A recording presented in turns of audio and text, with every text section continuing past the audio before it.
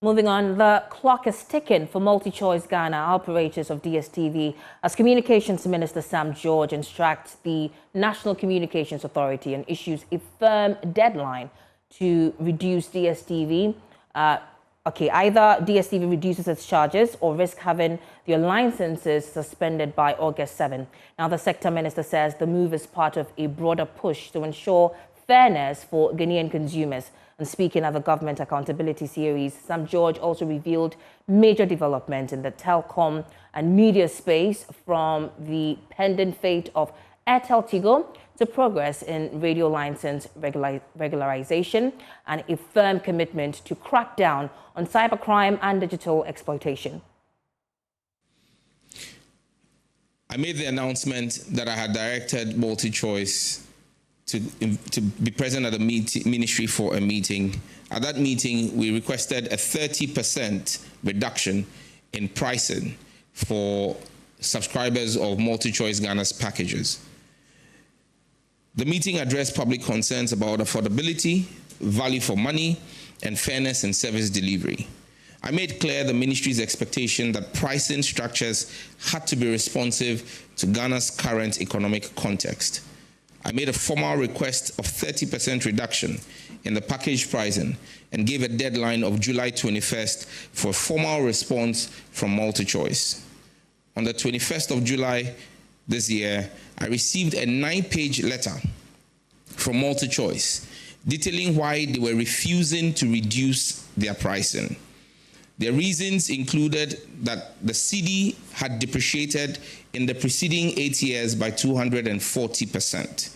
And they claimed that my request for a reduction on the basis of the appreciation of the cedi was unfounded because, in their words, the appreciation of the Ghanaian cedi over the last 6 months has been a fluke which could not be sustainable. As minister, my fidelity is to the Ghanaian people. I have had to act in the interest of the Ghanaian people. And I believe that the Ghanaian people have been fleeced and exploited for too long.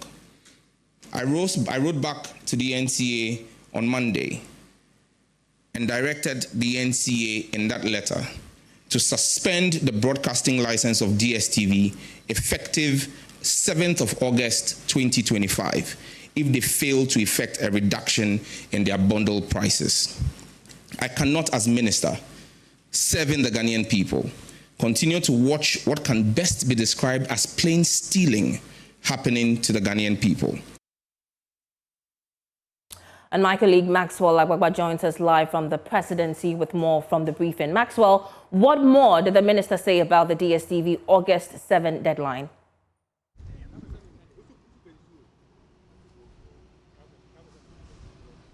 Hello, Maxwell? Well, Noella, can you come again? The line is not too clear. I'm saying, what more did the minister say about the August 7 deadline for DSTV?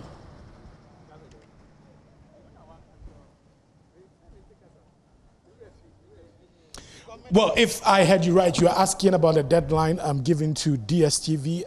The minister was quite emphatic, and he did not mince words. In fact, he used words like fleecing. He used words like stealing to describe what he says has been the situation when it comes to DSTV, MultiChoice, and then the Ghanaian people. And he made it very clear that the interest of the President Mahama administration is to protect the Ghanaian consumer, and they're going to go every length to protect the Ghanaian consumer.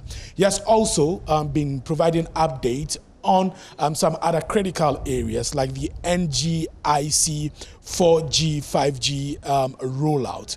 He says that they have given NGIC by the end of Q4, if they are unable to begin a full rollout of government's 5G rollout, what you're going to do is to terminate the contract between government and then NGIC.